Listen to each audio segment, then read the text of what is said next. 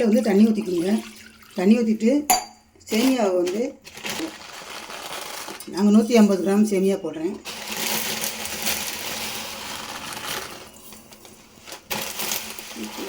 தண்ணி வந்து பத்தலை, அதனால் இன்னும் கொஞ்சம் தண்ணி ஊற்றிக்குங்க. தண்ணி ஊற்றி இது ஒரு 3 நிமிஷம் வேக வச்சு எடுத்துக்கோங்க. எதுக்கு அப்படின்னா இதை வந்து டேரெக்டாக சேர்த்திங்க அப்படின்னா உங்களுக்கு வந்து ரேஷியோ தெரியாது. அதனால் வந்து அதிகமாக தண்ணி இருந்தால் நீங்கள் இருத்துடலாம்.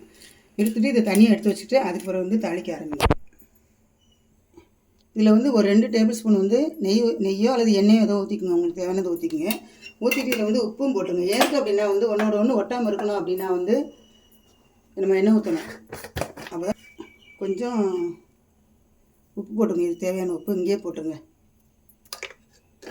இது நல்லா கொதிச்சு வந்தோடனே ஒரு 3 நிமிஷம் கழித்து இதை நல்லா கொஞ்சம் வெந்த உடனே வேறு ஒரு பாத்திரத்துக்கு மாற்றி வடிகட்டி எடுத்து வச்சுக்கோங்க. 3 நிமிஷம் ஆயிடுச்சு. இப்போ நம்ம இந்த மாதிரி ஸ்டேஜில் நீங்கள் ஃபில்டர் பண்ணிக்கணும். இது வெந்திருக்கும். இப்போ நம்ம வேக வச்ச சேமியாவை ஒரு வடிகட்டியில் ஃபில்டர் பண்ணி எடுத்து வச்சுக்கிடாச்சு. ஒரு கடாயில் 2 டேபிள் ஸ்பூன் எண்ணெய் ஊற்றி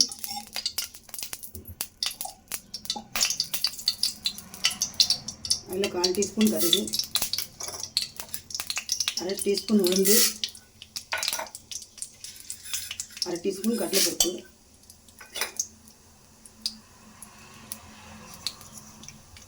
5 முந்திரி, 1 டேபிள் ஸ்பூன் வேர்க்கடலை, எல்லாத்தையும் நல்லா ஒரு கொத்து கருவேப்பிலை எல்லாத்தையும் போட்டு நல்லா வறுத்துக்கணும்.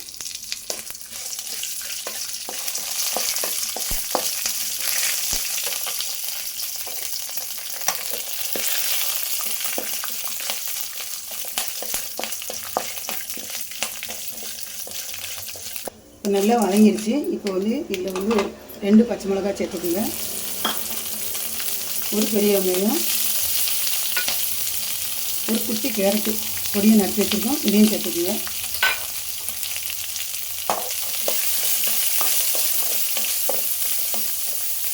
இப்போ சேமியாவுக்கு நம்ம ஏற்கனவே உப்பு போட்டோம். அதனால் இதுக்கு மட்டும் இப்போ கொஞ்சமாக உப்பு மட்டும் இதுக்கு மட்டும் போட்டுக்கோங்க. வெங்காயத்துக்கும் இதுக்கு மட்டும் நல்லா வதக்கிடுங்க.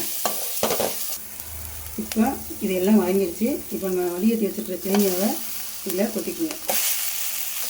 இப்போ நல்லா உதிரியாக இருக்குது. இதை நல்லா கிண்டிட்டு ஒன்றும் சேர்ந்து இல்லாத அளவுக்கு நல்லா கிண்டிடணும். இப்போ நல்லா வெந்து நல்லா உதிரியாக வந்துருச்சு. இப்போ நம்ம என்ன செய்யணும், 1 டேபிள் ஸ்பூன் வந்து தேங்காய் துருவி வச்சுருக்கேன், அதை போட்டுக்குங்க. சேமியா ரெடி ஆயிடுச்சு. இப்போ லேசாக மேலே மல்லி இலை தூவி இறக்கிடலாம். இது வந்து வீட்டில் வந்து எதுவுமே இல்லை, இன்றைக்கி டிஃபன் செய்ய எதுவுமே இல்லை அப்படின்னா வந்து செய்கிறதுக்கு எடுத்து இதை செஞ்சுக்கலாம். இது நல்லாயிருக்கும். 5 நிமிஷத்தில் இதை செஞ்சிடலாம். இது வந்து ஒன்றுமே சமையலே தெரியாதவங்க கூட ஈஸியாக செஞ்சிடலாம். இதை வந்து தேங்காய் சட்னியோடு சேர்த்து சர்வ் பண்ணிங்கன்னா ரொம்ப நல்லாயிருக்கும். யாருனாலும் யூஸ் பண்ணிக்கிடலாம். இது மாதிரி ஹெல்த்தியான ரெசிபிக்கு எங்களுடைய பேஜை வந்து சப்ஸ்கிரைப் பண்ணுங்கள்.